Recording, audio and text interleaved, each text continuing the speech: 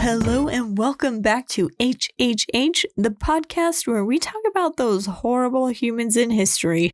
I am your host, Angela Pearson, and welcome to all of you new listeners. We are so excited to have you here. If this is your first time joining us, welcome. If you have been following along for a while, thank you so much for the support. I really appreciate it. I've mentioned this before. I'm just doing this as a hobby, and it's just kind of fun because I like these kinds of things. So your support is fantastic because it makes me feel like I'm not alone in my obsession with these weird kind of stories. So thanks for tuning in. And if you have anyone that you would like to suggest that you want to hear about, please let me know, because I want to talk about who you want to hear about. So you can send me a message on this episode. You could send me a message on Instagram or Facebook. I love these suggestions. So go ahead and send them in. Also, make sure you're liking and subscribing to this podcast, and also turn on notifications so you can get notified when I upload new episodes, because I know the last few months have been a little crazy. I am trying to be a little more consistent, obviously, but just in case something happens, I'm actually ahead of the game right now, so it shouldn't happen. But just in case, make sure those notifications are hit so you can get notified every time I upload a new episode. And also follow me on Instagram and Facebook. I will post pictures as much as I can of the people that I am talking about, because, some are pretty old. So there might not be a lot of pictures, but there will be pictures. But anyways, today, I am super excited to talk about who we're talking about. Now, the interesting thing is, as I was doing my research for this person, I literally stopped and looked at the list of people that I have talked about, because I do keep track of that. And I was like, I feel like I've done this story before. I feel like this is something that we've already talked about. It's so similar to someone else. And I want to see if you can tell. If you're a consistent listener of mine, I want to see if you can tell. I'll tell you at the end of the episode who I'm thinking of, but I'm hoping you guys will pick up on what I picked up on. So today we are going to be talking about a woman named Darya Saltykova. She is a Russian noblewoman whose cruelty was so infamous that even the Empress Catherine the Great herself had to step into this situation to stop her. Now, Darya Saltykova was once a respected member of the Russian aristocracy, super wealthy, powerful, and very well connected. But behind the walls of her luxurious Moscow estate, she became something much darker.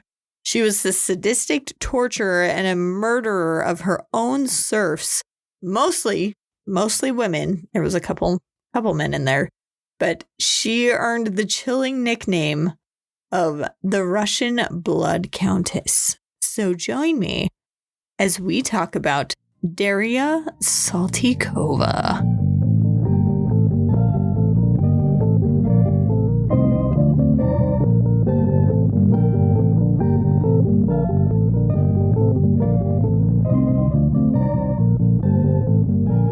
For Darya's story, we need to go way back. So we're going back to the 1700s on this story. So Darya Nikolaevna, I even practiced that before I tried to say it, so don't get mad at me.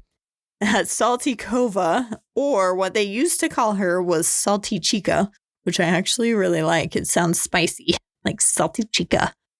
She was born in 1730 in Moscow into the noble Ivanov family, which just means, a family of status. As a member of the Russian aristocracy, she was born into a world of privilege. So she had servants, estates, and social power were all hers from the very beginning of her life.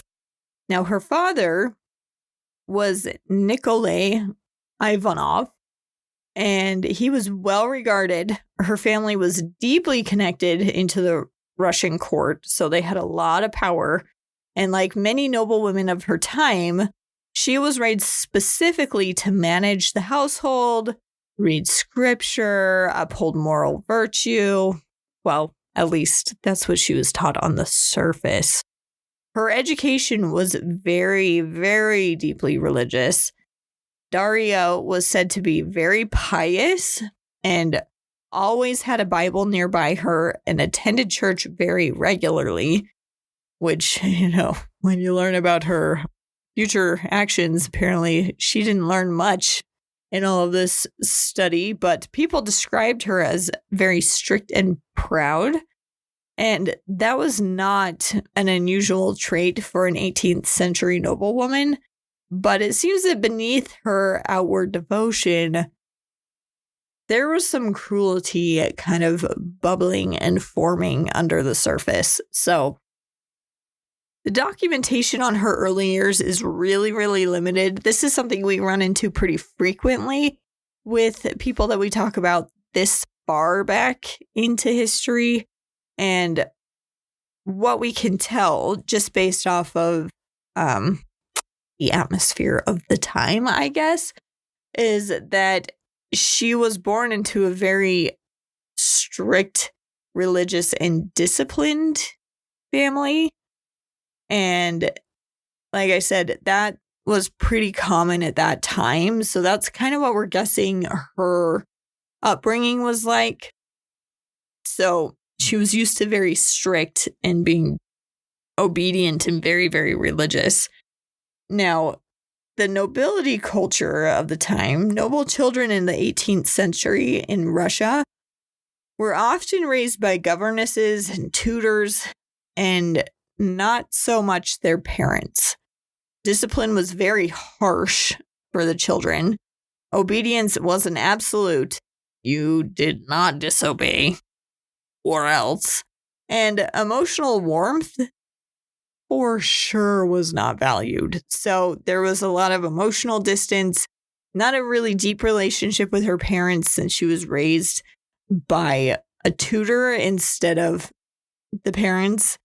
And this kind of upbringing could easily breed a lot of resentment or emotional detachment, which is what Darya seems to have developed later in life, is a lack of an emotional connection with other people. She was very detached. You'll see why. And the religious severity, like I mentioned, she was known to be intensely pious, almost like obsessively so, like not in a healthy way. So this may have come from a deeply moralistic, fear-based religious environment at the time that really equated to obedience and virtue. So back in this period of time, being pious and religious, deeply, deeply religious and following everything to the T was highly looked upon. So it was kind of almost like a social statement to show how pious you could be. Like, look at me, I'm so cool because I'm pious kind of thing. So that was what she did. But it seems like she took that piety and twisted it to be more of a justification for how she actually treated her servants and how cruel she ended up becoming, because she believed she was correcting, you can't see me, but I'm doing quote unquotes with my fingers. She was correcting her servants and helping them become more obedient and more faithful. So her religious upbringing brought about some justification for her actions in her own mind, mind you, in her own mind, no one else's, just her own. And she felt pretty entitled. So she grew up, like I said, in privilege. She would have been taught that serfs were not actually people, but property. right? So serfs at the time, I put this somewhere else in my script. I want to make sure I read the definition correctly because serfs were actually property. So a serf was an agricultural laborer who was bound to work on a lord's estate under the feudal system. Serfs were tied to the land, so they could not leave. They could not marry without permission of the landowner. They could not get any other kind of property without the lord's permission. So even just to marry or leave, they needed permission from the lord of the land to do that. In exchange for this, basically in exchange for their freedom, the lord would protect them from others, and a portion of what they produced, they would get to keep. And it was basically enough to keep them sustained, so keep them alive. So basically, they were slaves to whatever aristocrat inherited them at the time. So these were people that were not seen as people. Like, she literally grew up knowing that she had these serfs, and she was conditioned to believe that they were not human, they were subhuman, and she could basically do whatever she wanted with them because they were objects, they weren't people, right? So it was basically a form of slavery.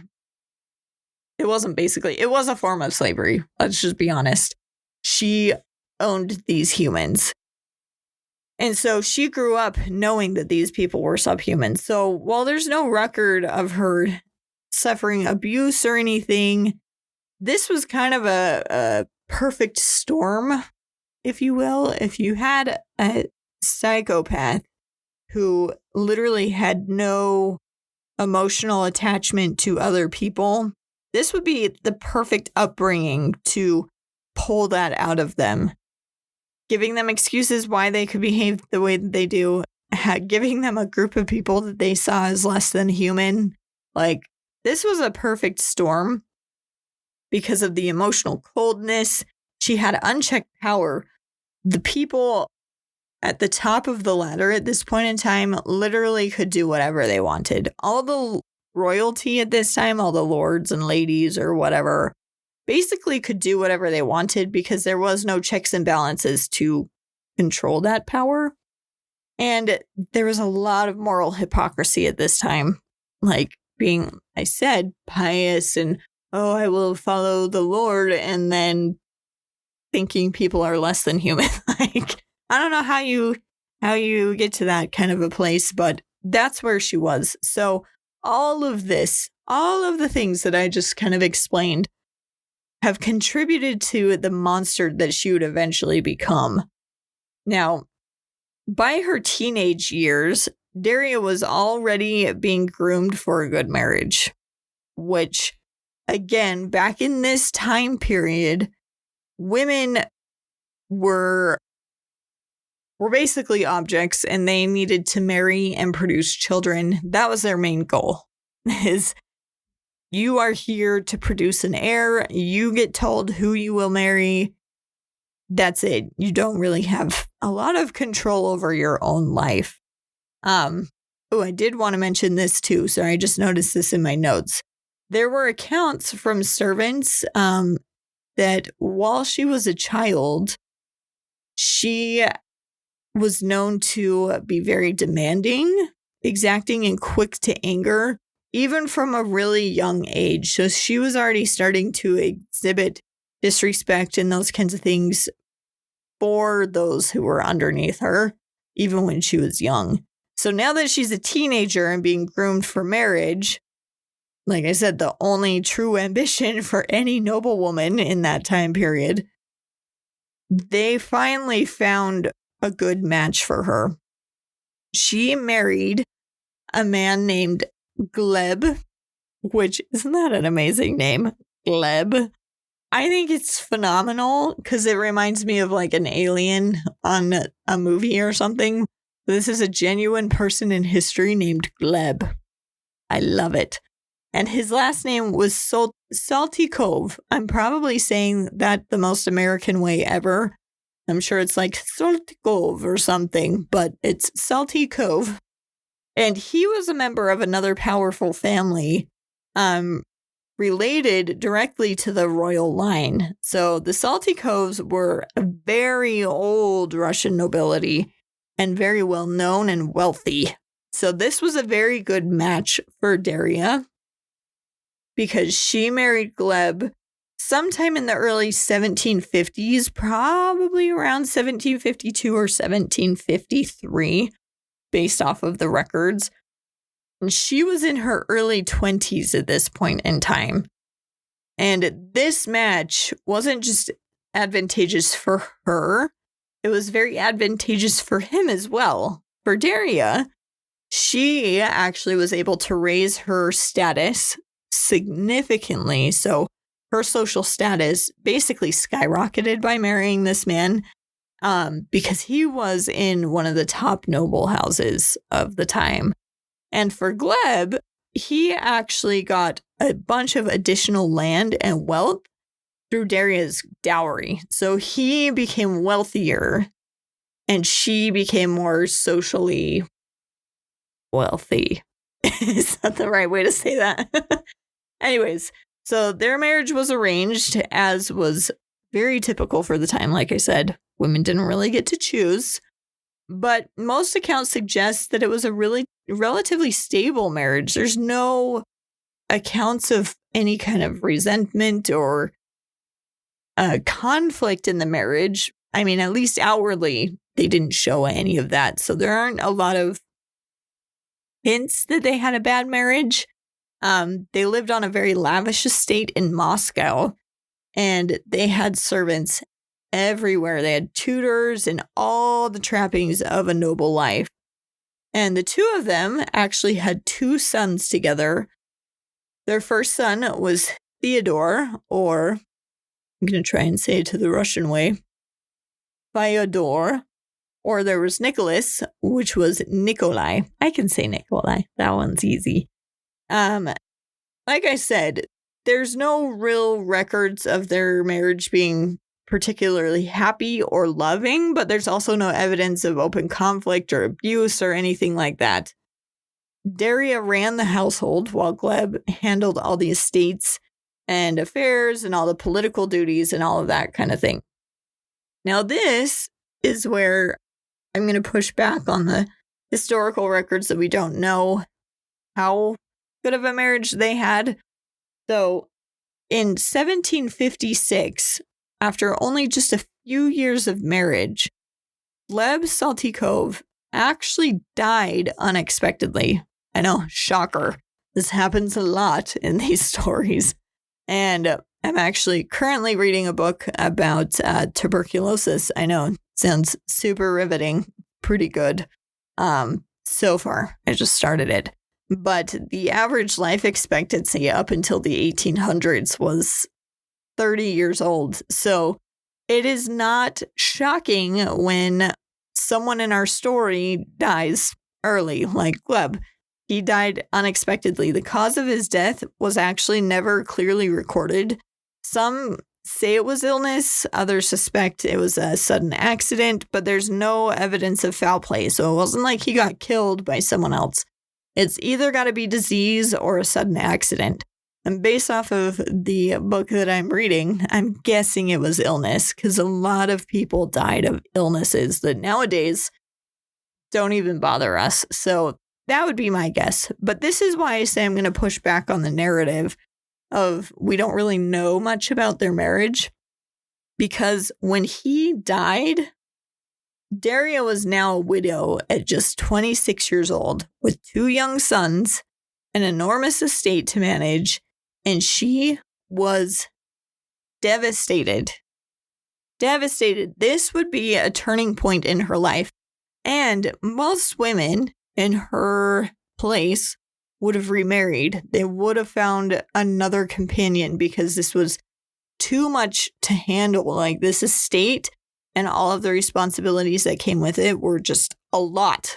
So at this point, most women would have remarried. Darya never did. So to me, that says that they had a pretty, even if it wasn't a loving marriage, they had a pretty good marriage because this was so devastating for her. And it became that turning point. You know, we always picture the train tracks. There's 2 tracks you can go down, and it's just a flip of the switch of which one you take. Yeah, this was the flip of the switch for her that led her down the path of cruelty and insanity. So, under Russian law, a noblewoman retained control over her husband's property, especially if her sons were not yet of age. So in a lot of other countries, if a woman's husband would pass away, there would be someone else that would be put in charge until the son could take over. Like the wife would not get the estate. But in Russia, the law was the wife would get the estate at least until the son was old enough to take it. So she inherited the whole estate, and she suddenly, overnight, became one of the wealthiest women in Moscow. And she had complete authority over hundreds of serfs, men, women, and children who were legally bound to her land. Like I said, they can't leave without her permission. She has control over all of their lives overnight. And like I said, unlike most women, they would remarry for security. She never remarried. She stayed in mourning for a time, wearing black, attending church obsessively. But those who were closest to her began to notice something had changed in her demeanor. Like a switch had been flipped in her that they couldn't really identify. Like I said, I think their marriage was better than people think, or else this wouldn't have been as devastating unless his death let her unleash what she'd been hiding, I guess I could say. So after his passing, Darya's behavior reportedly grew very erratic and volatile. Some speculate that grief actually triggered a mental breakdown, which is very possible. That happens to people. Everyone handles grief in a different way. And this is kind of what I was mentioning. Others actually think his death simply removed the last restraint on her violent temper. He was the last barrier, the last person keeping her in check. And now that he was gone, she could let the demons loose, basically. She became very controlling and paranoid.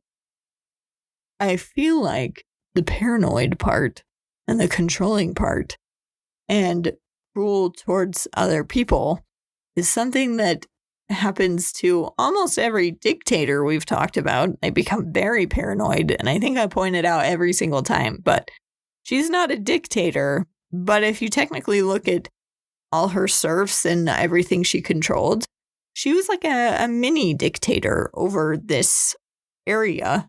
Anyways, tangent. Going back to what we're talking about. Anyways, she became very controlling, paranoid, and cruel towards her servants, specifically towards young female serfs.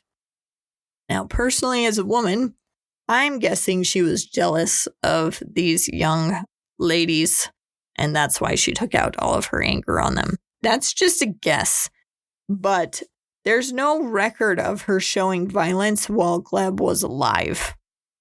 Like, none at all.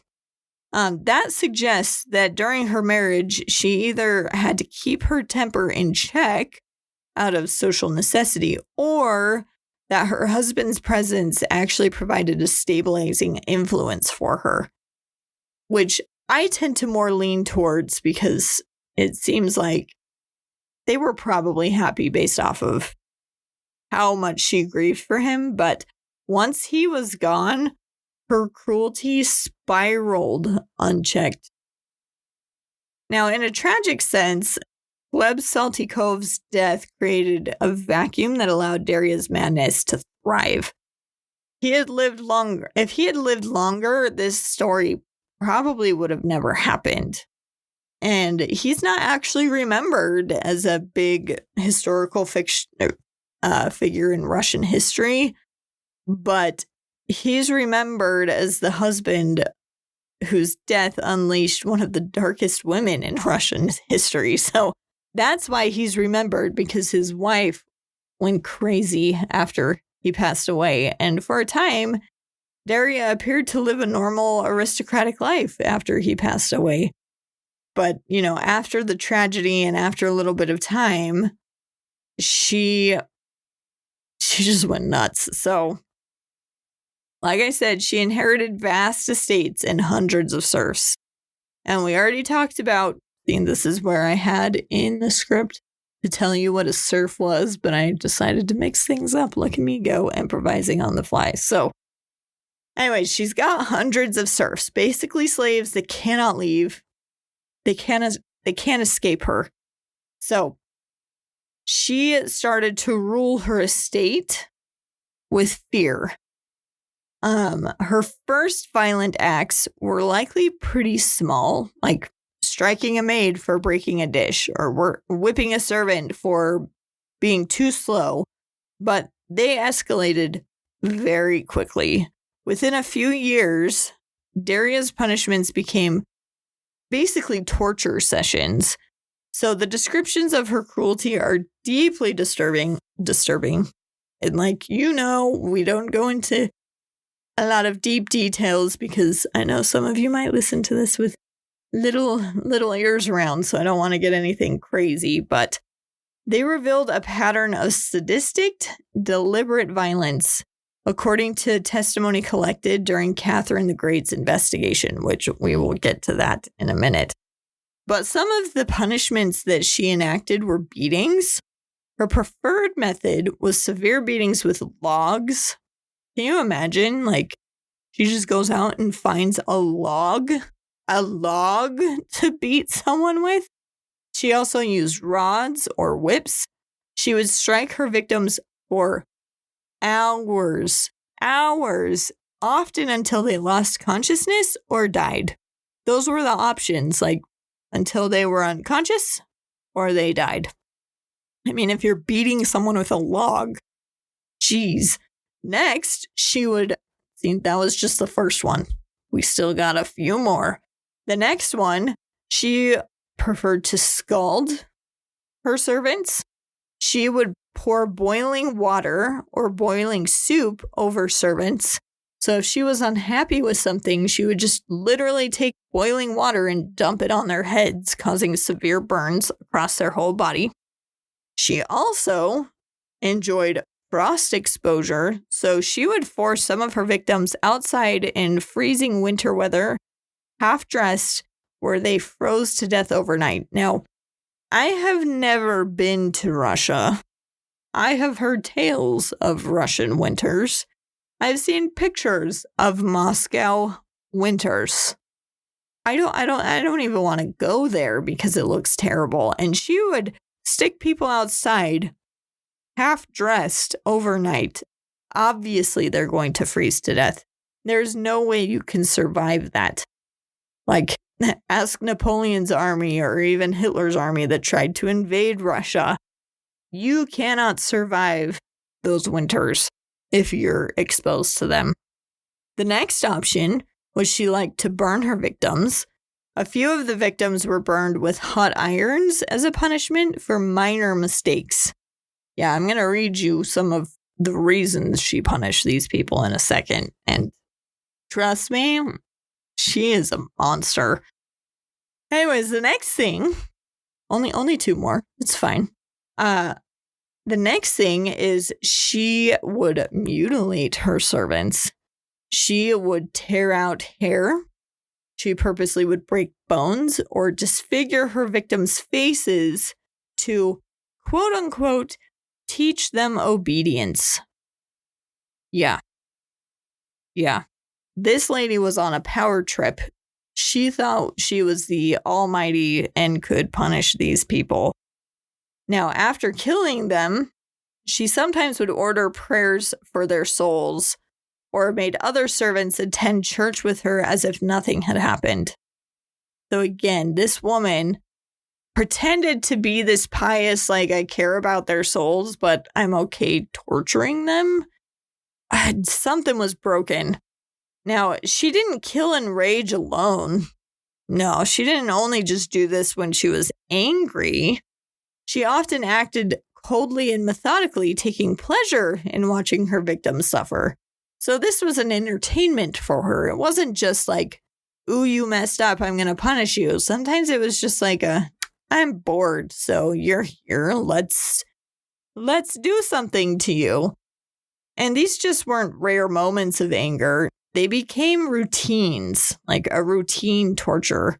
Witnesses later described her as methodical, calm, which is super eerie when someone's calm in doing these things, and even pleased during these attacks.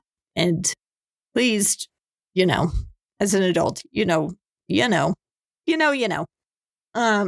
So she's one of those people. Now, like I said, most of her victims were young female serfs, and they were typically between the ages of 12 and 30 years old. So the girls often worked as maids, laundresses, or household servants, and these are the reasons why she would punish them.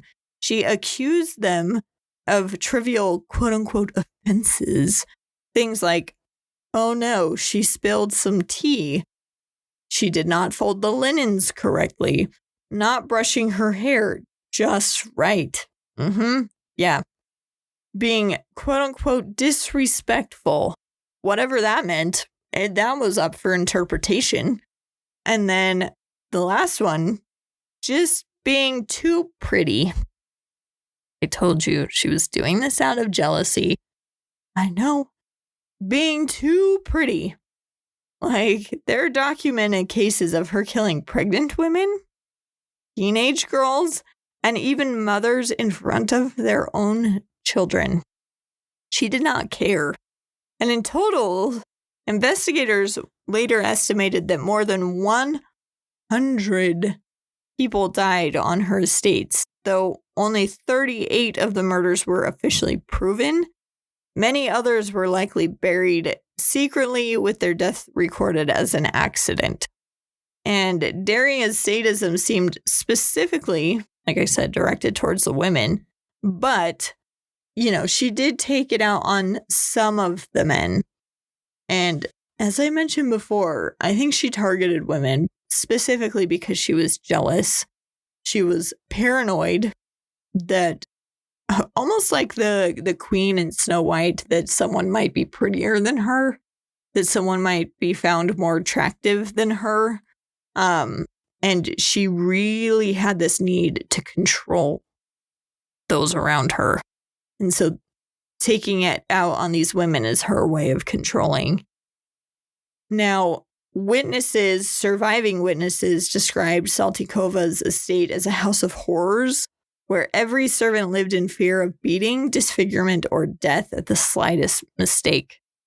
Her reputation among her serfs was so terrifying that servants prayed to never be noticed by her. Can you imagine working in an environment where you just want to shrink so small that no one will even notice that you exist, because they would try and hide their mistakes or avoid her presence entirely because they were so afraid of her?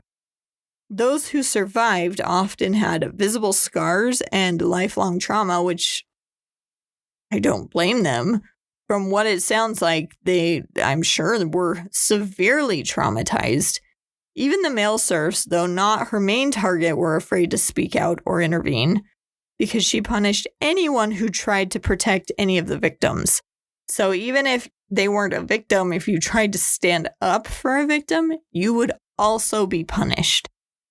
She often had servants torture other servants, which would scare them even more into falling in line, and it forced them to participate in the violence, and she used it as a way to quote-unquote prove their loyalty.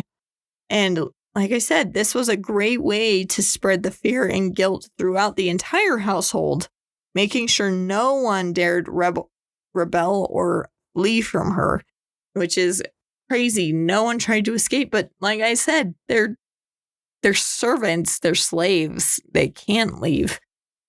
Now, historians and psychologists have really speculated endlessly why Darya did all of these things. Some of the theories include like sadistic pleasure, which I think she really did derive enjoyment from seeing pain asserted on these other people. Class arrogance. She saw serfs, like I said, subhuman, disposable. They're not actually people, so it doesn't matter what I do to them because they're just objects. Jealousy and paranoia, which I 1000% think is the case because she specifically targeted the pretty women. And mental instability. And some accounts suggest she suffered from a form of psychosis or delusional rage, especially after her husband's death. That's why I think they might have had a good marriage. And when he died, like she had been suppressing all of these things and it just got triggered. And she was in some kind of psychosis or something that made her super violent. Whatever the reason was, though, her cruelty was so extreme that even in a brutal society where nobles had near total control, she stood out as a monster. That says a lot because, as I've mentioned multiple times, the serfs were slaves. Royalty, the nobility, could do whatever they wanted. And even they saw her actions as monstrous. That tells you something about how bad this was. Now, you might be thinking, other families had to know about this.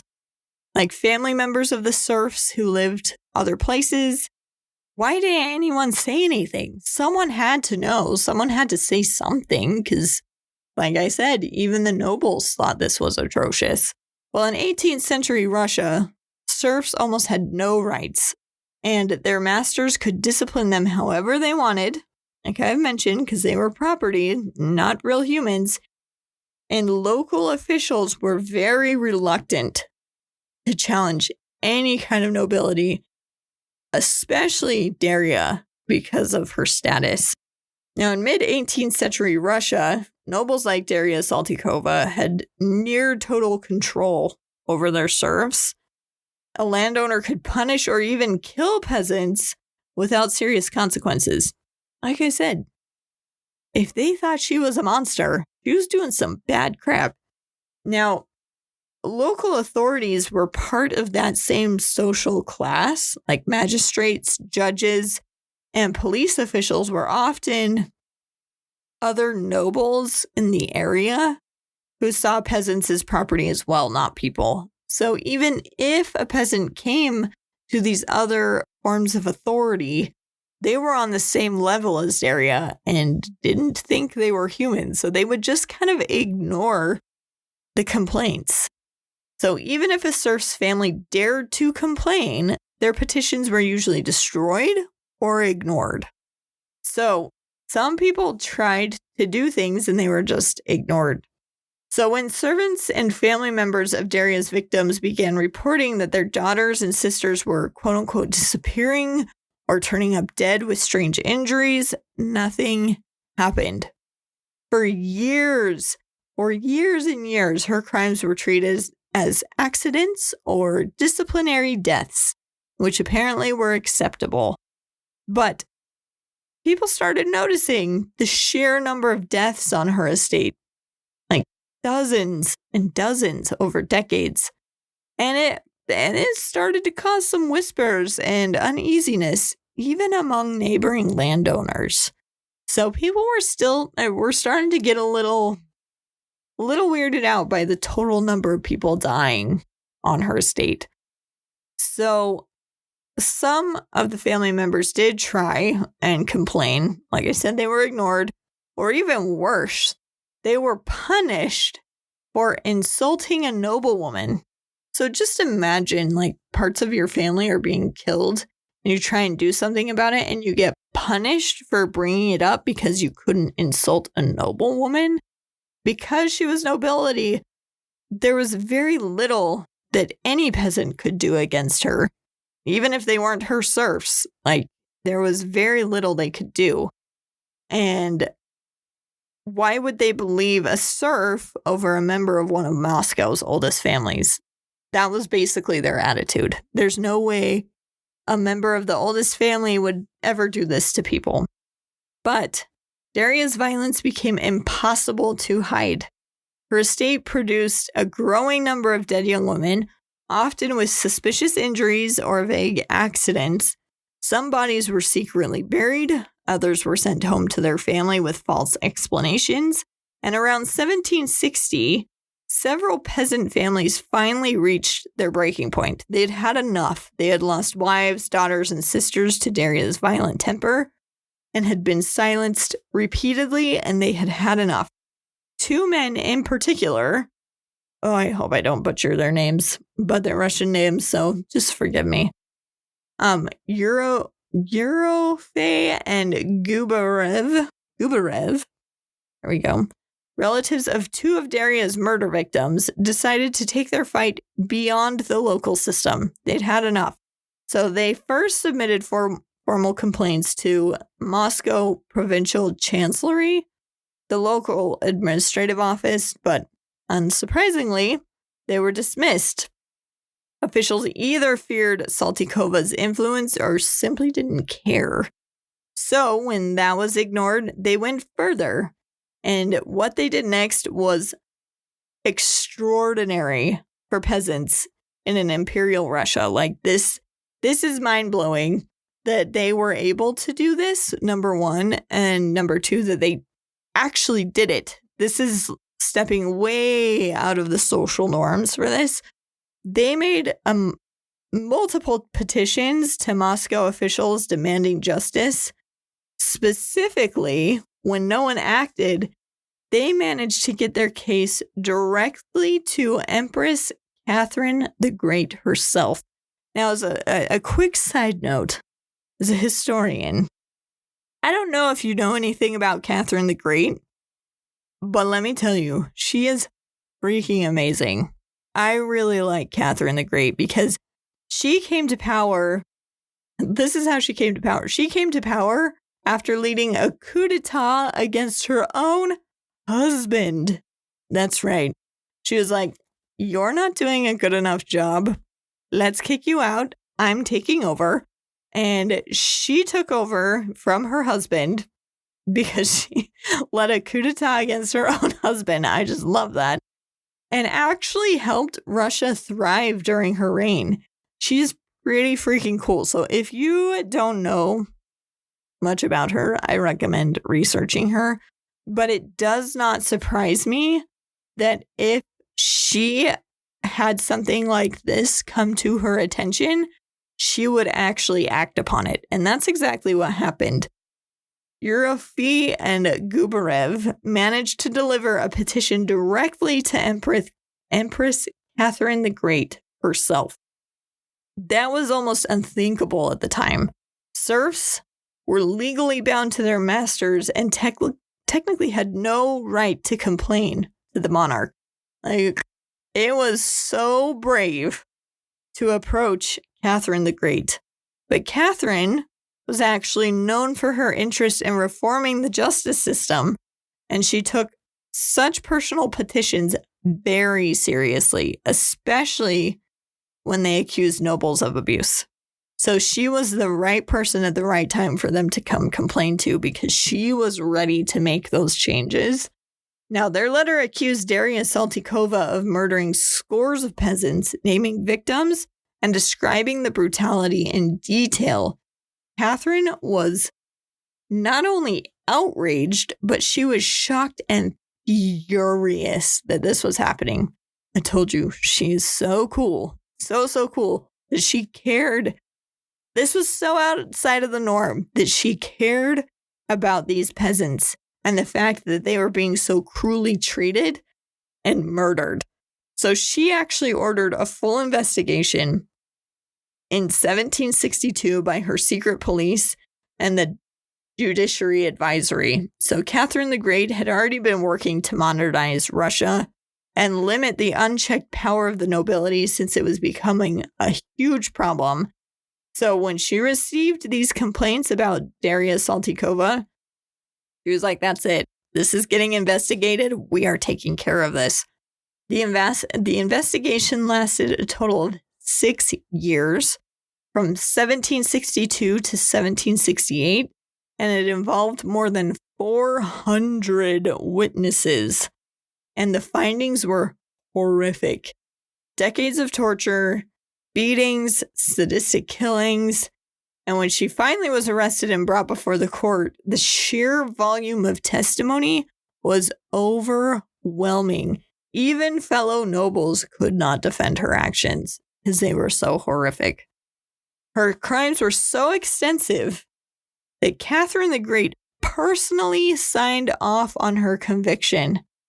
Catherine the Great got personally involved in this situation because it was so horrifying. This was so rare for a member of nobility. Like, so rare. I can't even, put enough so's in front of that. So it's got to be bad when she personally stepped in. So in 1762, when the inquiry began, and it lasted for 6 years, this is what it uncovered. So investigators interviewed 400 witnesses, including surviving servants, priests, neighboring landowners, and peasants from multiple estates. They collected lists of missing serfs and burial records, comparing them against estate logs.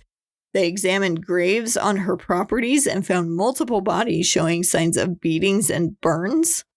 Witnesses described patterns of abuse that were consistent over years, the same kind of beatings, the same kind of targets, the same location. And at first, Darya denied everything, insisting the deaths were accidents or illness, but like I said, the testimony and evidence was overwhelming. It was so overwhelming that there was literally no defense for her.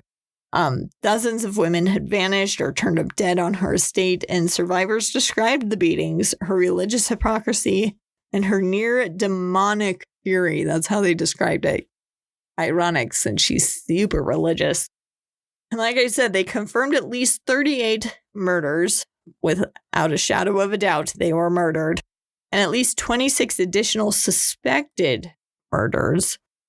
But they couldn't conclusively prove that they had been murdered by her, so they suspected it. But Catherine personally, like I said, reviewed these case files, and she was horrified. Not just at the violence, but at the realization that the Russian justice system had protected Darya for so long.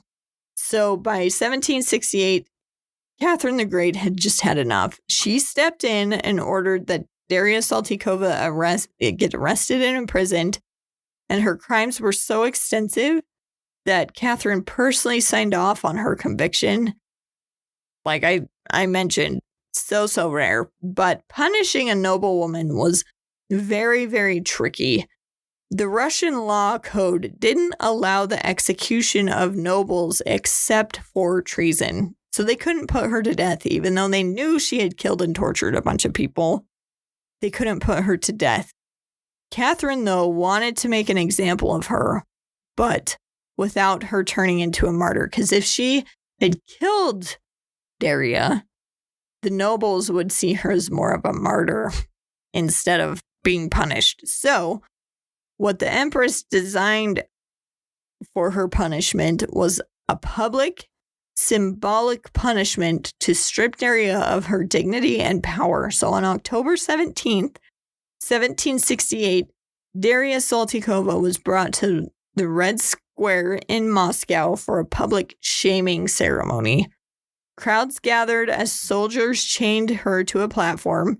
She had a sign hanging on her neck that read, "This woman tortured and murdered." And for 1 hour, she stood in silence as people jeered and spat. I'm just picturing, tomatoes flying through the air and hitting her kind of thing. Which, all of this was a very shocking sight because she had been a noble person. She was high-born. So it was just wild for these people to see a noble woman standing up there being shamed. So Catherine the Great made a great decision when deciding her punishment. After the ceremony, she was taken to the Ivanovsky convent, where Catherine ordered her to be imprisoned for life. Though she wasn't executed because of her noble birth, her public shaming and lifelong imprisonment were intended to send a message saying that even Russia's elite could face justice for such inhumane cruelty, and it actually worked. It was a great choice for Catherine the Great to make. She was confined in a stone cell beneath the convent with only a small candle for light. And the Empress wanted her to live out her days in reflection and isolation to, quote, repent before God for her sins. Darya spent 33 years in that cell, forbidden to speak to anyone except for her guards and the priests. She reportedly grew very frail, half blind, and muttered prayers constantly. Some say she even lost her mind in those years that she was isolated, muttering prayers and talking to her victims' ghosts. How creepy is that? She's just muttering to her victims' ghosts, hopefully asking for forgiveness, but I'm guessing that's not what she was doing. Others claimed that she showed zero remorse in the end, but she died there in 1801 at about 71 years old. And like I said, some people think she was not repentant, but if she was talking to her victims' ghosts, maybe she was a little bit. Now, Darya's arrest and conviction were a very big landmark case in Russia because it showed the nobles you can be punished. So that really helped because that had never been done. Basically, it was unheard of before Catherine the Great's reign. So this really helped put a check on those noblemen and noble ladies. It spurred discussions about the abuse of serfs and how unchecked aristocratic power could lead to atrocities like this. For many historians, her capture marks one of the earliest examples in Russian history where justice finally overcame class privilege. Even if it wasn't perfect, it still was able to do that. Now, in case you're wondering what happened to her sons, I know I mentioned them and then never mentioned them again. After Gleb's death, Darya's two sons were raised primarily by relatives and tutors. Remember, I said most kids in this time period were not raised by their parents. They later inherited parts of the Saltykova estate, but really tried to distance themselves from their mother's scandal. They didn't really want anything to do with it. Now, when she was eventually arrested, both sons were already adults, and Catherine the Great allowed them to retain their noble titles and lands, but they were publicly shamed by association. So even though they had absolutely nothing to do with what their mother had done, they were shamed by association, so they could not escape their mother's crimes, even though they were still nobles technically and still had the land. So there's just a follow-up with what happened with her sons. But Darya Saltykova's story shocked Russia, not just for her brutality, but for what it revealed about the imbalance of power in the 18th century society. She became a symbol of what unchecked privilege and cruelty could do when no one holds powerful people accountable. Catherine the Great used her case as a moral and political statement that even nobles could face justice under her rule. Her impact lives on as a reminder of the dangers of the absolute power, and Darya Saltykova is often compared to, this is who did you pick up on it? Did you guess? Did you guess who I was thinking of? Because I was comparing her to Elizabeth Bathory. If you haven't listened to that episode, I recommend it. But as I was talking about the way she tortured all of her victims, I was like, I feel like we have read this story before. We have done this, but nope. It's because we talked about Elizabeth Bathory, though unlike the Hungarian Countess, and if you haven't listened to that episode, again, you should go and listen to it. Darya did not have any mythic vampire angles to her story. like Elizabeth Bathory. And if you don't know what I'm talking about, go listen to that episode. Darya was just a cold and cruel human, but they have a lot of things in common with each other. Now, some people say that Darya's ghost still haunts the Ivanovsky convent, where you can hear whispering prayers and begging for forgiveness in the shadows. Some even claim that those who hear her voice are doomed to meet the same fate as her victims. Which, what does that mean? Does that mean they're going to be tortured, or does that mean they're going to die? Because technically, anyone who enters that building is going to face that same fate. We all end up dying at some point, so it's not a spooky threat if that's what you're talking about. But if you're meaning they might get tortured, sure, I'll go with that. But we'll see. I mean, I'm sure her ghost is still there, right? We all believe that. Anyways, one thing that is certain, Darya Saltykova is a real monster in human form. One whose story reminds us of how evil can hide beneath wealth, power, and piety. So, thanks for listening to this episode this week. I hope you enjoyed this story of Darya Saltykova. And if you enjoyed today's episode, please, please, please make sure you're liking and subscribing and sharing this with all the people that you know like history and like true crime, because we've got some good stories on this channel. And also, tell me who you want to hear about next. I would love to do who you want to hear about. In fact, join me next week because we will be doing another listener request.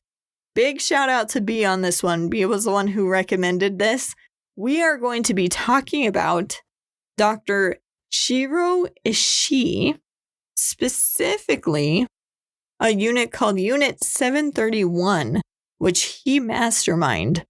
And if you've never heard of Shiro Ishii, oh, get ready, because this man is a piece of work. I tell you what, he masterminded Unit 731, which is a Japanese unit from World War II that conducted experiments on their Chinese and other prisoners of war. This story is crazy and not for the faint of heart, so don't miss next week's episode on horrible humans in history. It's gonna be great.